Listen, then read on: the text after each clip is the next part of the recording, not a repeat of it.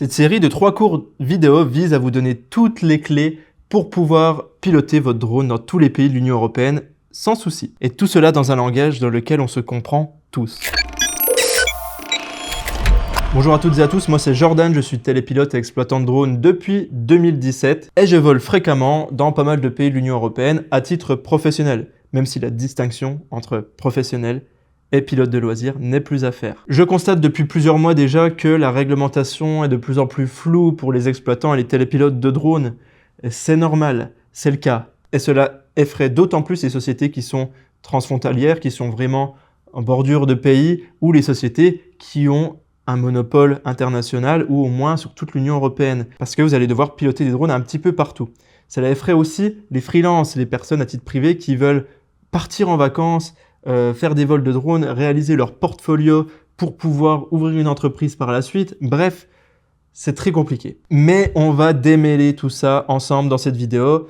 Encore une fois, si vous n'allez pas aller voir la vidéo numéro 1 sur les 14 documents qui sont obligatoires pour voler en tant que pilote, je vous mets la fiche juste ici et vous pouvez revenir après sur cette vidéo. Pour voler avec un drone dans n'importe quel pays de l'Union européenne, il faut comprendre qu'il faut respecter la réglementation définie par l'EASA, donc on le verra tout à l'heure, mais l'EASA, c'est un petit peu l'organisme qui fédère tout simplement les vols de drones dans toute l'Union européenne, et il faudra bien respecter les réglementations individuelles de chaque pays en surcouche, c'est-à-dire que vous devez respecter ces deux gros blocs. Donc voici une méthode pas à pas pour respecter ces réglementations d'une façon très simple. Étape numéro 1, vous prenez un ordinateur, vous allez directement sur le site de l'EASA.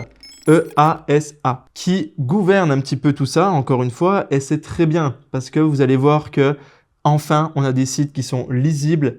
Utilisez le traducteur Google pour le lire en français, vous y verrez encore plus clair, et les contenus sont assez condensés et ils sont bien structurés. Donc, je vous mets la première page dans l'étape numéro 1 dans la description qu'il faut regarder, c'est celle-ci. Elle vous donnera la vue globale, c'est-à-dire que vous serez déjà un petit peu plus conscient des réglementations européennes au niveau du drone et par rapport au drone que vous possédez. La petite vidéo de 2 minutes va vous guider en détail pour savoir où vous vous situez et surtout dans quelle catégorie vous allez voler. Donc je le répète, en général, soit c'est open, soit c'est spécifique. Open, c'est pour les catégories à faible risque. Spécifique, c'est dès que vous voulez faire des choses un petit peu plus risquées, comme le vol en agglomération avec un drone de plus de 4 kg ou les vols hors vue. Vous voyez, l'étape numéro 1, elle va vous prendre littéralement 7 minutes, le temps de lire et le temps de regarder la petite vidéo. Étape numéro 2, identifier ce qu'on appelle la NAA, donc l'autorité nationale de l'aviation civile du pays dans lequel vous voulez aller voler. Par exemple, pour la France, la NAA, c'est la DGAC, Direction Générale de l'Aviation Civile. Pour un autre pays, il y aura un équivalent à la DGAC pour ce pays-là. Ce qui est important, c'est juste de savoir le nom de cette autorité. Ce sera déjà une première chose. Et je vous mets encore une fois à disposition le lien pour avoir l'intégralité de cette liste de tous les pays membres de l'Union européenne, plus les 4 pays qui sont un petit peu ressortissants. C'est-à-dire que ce sont 4 pays supplémentaires dans lesquels vous pouvez voler avec les mêmes règles. Donc une fois que vous l'avez identifié, vous savez que vous allez voler en Belgique, vous cliquez sur le premier lien qui apparaît ici pour trouver les informations spécifiques qui sont liées cette fois-ci à la Belgique. C'est-à-dire qu'avec ce lien, vous sélectionnez le pays en question, vous cliquez sur le premier lien que vous trouvez, cela vous permettra déjà d'ouvrir une carte. Mais on revient tout de suite sur cette carte dans les étapes d'après. L'étape numéro 3, elle est simple. J'ai fait la vidéo numéro 1. Si vous ne l'avez pas vue, cliquez bien sur cette vidéo juste ici. C'est hyper important. Ce sont les 14 documents obligatoires pour les pilotes de drone si vous voulez voler en France ou dans toute l'Union européenne. Pour rappel, les éléments importants, ce sont de s'enregistrer en tant que télépilote de drone sur le portail Alpha Tango si vous êtes français, mais sur le portail de la NAA territorialement compétente si vous êtes ressortissant d'un autre pays. Par exemple, il me semble que pour l'Allemagne, c'est dipul.de, c'est l'équivalent de notre Alpha Tango à nous, mais ça permet tout simplement de s'enregistrer. Il vous faudra coller une étiquette, par exemple, avoir vos bons certificats pour voler dans les bonnes catégories, etc., etc. Bref, c'est assez vaste. J'ai fait une vidéo totale que je vous invite à suivre, qui est, j'espère, le plus complet possible et la plus intéressante possible. Ah oui, dernière chose, petit tips, encore une fois, c'est mieux d'avoir des drones de classe C1, C2, C3 jusqu'à C6. C'est marqué sur votre drone, c'est une petite étiquette qui doit être apposée par le fabricant. Si vous ne l'avez pas, il faudra avoir un autre drone. Bref, on passe à la suite. Sur les 3 étapes que l'on vient de voir, vous êtes déjà assuré de ne pas passer pour un novice, pour un idiot, en face des autorités, même si quelquefois, sur ce deuxième point, on est bien content de s'en servir de cette carte joker. Mais là, dans ce cas de figure, si vous voulez vraiment respecter, si vous êtes sur cette vidéo, c'est principalement pour ça, il va falloir rechercher les informations qui sont spécifiques au pays.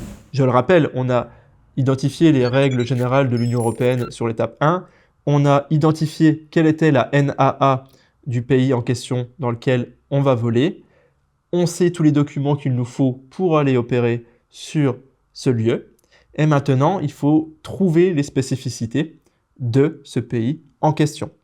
Donc, c'est exactement sur le même site de l'EASA que je vous ai parlé tout à l'heure, mais c'est bien, du coup, sur cette ligne-là où je vous montre, il faut cliquer ici, et il va vous falloir un petit peu rechercher.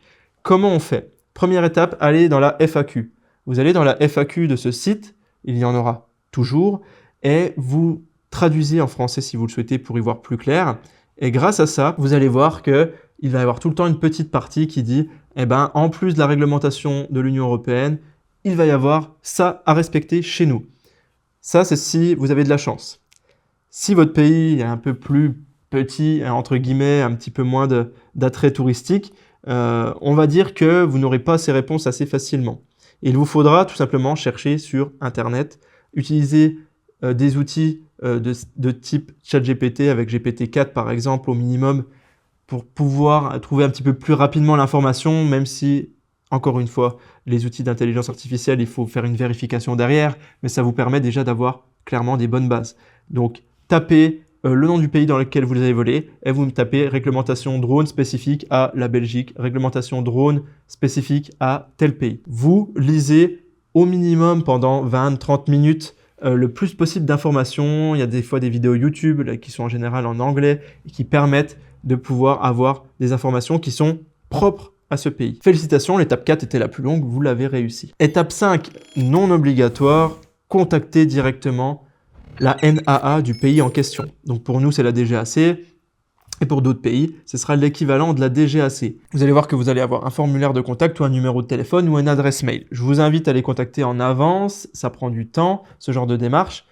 Si vous n'avez trouvé aucune information avec les étapes que je vous ai dit précédemment. C'est-à-dire que si avec vos recherches Google, avec les recherches dans la FAQ et sur le site de la NAA en question, vous n'avez rien trouvé, je vous invite à les appeler. Si vous n'êtes pas sûr et si vous faites une mission à risque avec des gros drones pour des gros clients, vous travaillez pour Netflix, Amazon, peu importe, à un moment donné, je vous conseille de les appeler. Ce sera plus clair. L'anglais est malheureusement de rigueur, sinon vous allez avoir un petit peu du mal. Ou au moins parler la langue du pays en question. Mais l'anglais va vous permettre de vous débrouiller. Étape 6, tout simplement, allez voler. Allez voler, faites-vous plaisir, réalisez vos missions à but professionnel ou non, avec vos machines. Je répète qu'il faut respecter la réglementation européenne et la réglementation locale. Mais également, n'oubliez pas votre manuel d'opération. Encore une fois, j'en ai parlé dans la vidéo sur les 14 documents. Il vous faut votre manuel d'opération si vous voulez opérer en STS 01 ou STS 02. Donc, dans la catégorie spécifique. Ce sont des vols à risque un petit peu plus fort, mais il vous faudra ce manuel d'opération, si possible écrit en anglais, comme nous on peut vous le proposer. Je vous mettrai le lien directement dans la description. On rédige, nous, les manuels d'opération, comme j'ai dit en début de vidéo, depuis 2017 déjà. Étape 7, qui n'est pas des moindres. Vous avez fini vos vols, 2 ans après, vous allez retourner dans le même pays parce que vous vous êtes dit c'est génial, c'est magnifique, je vais refaire des plans à cet endroit-là. Il ne faut pas se dire que ça va rester à l'identique. Il faut faire une veille. Et donc la veille se fait en s'abonnant à des chaînes comme la nôtre pour pouvoir être au fait à tout moment des changements réglementaires sans vous en mettre plein la tête. Le but, encore une fois, la réglementation c'est rébarbatif, c'est important mais c'est rébarbatif à être tout le temps au courant de tout, surtout quand ça évolue très vite comme aujourd'hui. Donc faites confiance à des professionnels du métier, abonnez-vous aux newsletters tout simplement, par exemple, de Alpha Tango, de toutes les NAA territorialement compétentes qui proposent une newsletter. Comme ça, vous êtes déjà au courant des choses principales. Mais si vous voulez avoir une personne qui vulgarise le plus possible, comme moi je le fais, un petit peu ces concepts au niveau de la réglementation, eh ben, n'hésitez pas à vous abonner à cette chaîne et j'espère vous en apprendre davantage. Par exemple, cette vidéo sur les 10 documents et cette vidéo spécifique pour pouvoir voler dans toute l'Union européenne, c'est une vidéo que je fais chaque année. Donc, au moins à partir du mois de janvier, février, mars, en général, je sors ce genre de vidéo. et vous serez au courant de tout ce qu'il vous faut. Dans la courte dernière vidéo de cette série, vous allez voir vraiment des erreurs que beaucoup de personnes commettent quand ils vont voler dans les autres pays de l'Union européenne et tout simplement éviter de les reproduire de votre côté et d'avoir une belle amende de 75 000 € ou d'avoir 6 mois de prison avec sursis ou même encore de vous faire confisquer votre drone parce qu'au final, c'est presque l'amende la plus plausible. Et croyez-moi, les ventes aux enchères des autres pays de drones, c'est pas des drones qu'ils ont achetés pour eux et qu'ils revendent après. Ce sont les drones qui vous prennent et qui remettent aux enchères après. Donc, ça arrive tous les jours. J'ai des appels dans ce sens tous les jours. Donc, je vous invite à suivre la petite dernière vidéo. On se retrouve tout de suite.